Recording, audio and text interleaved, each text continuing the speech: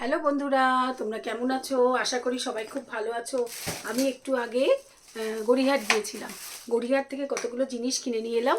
গড়িয়াহাটটা তোমাদের সঙ্গে আমি ভালো করে এক্সপ্লোর করতে পারিনি, কারণ একার হাতে আমার ফ্রোজেন শোল্ডার তো ভালো করে তুলতে পারিনি। ওটা আরেকদিন তোমাদের সঙ্গে শেয়ার করব। দেখো, এই সময় এই প্লেটগুলো কিনেছি, এই দুটো কিনেছি।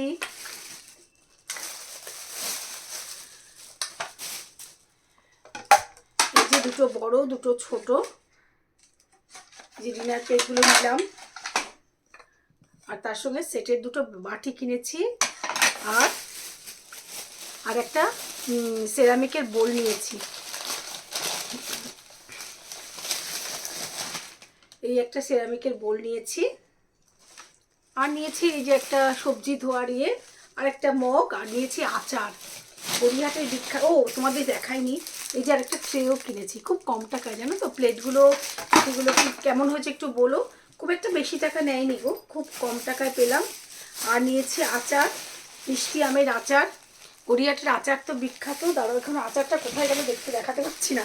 আচ্ছা আচ্ছা আচ্ছা, এই যে আচার, মিষ্টি আমের আচার, একটু জোয়ান আর আদা লজেন্স।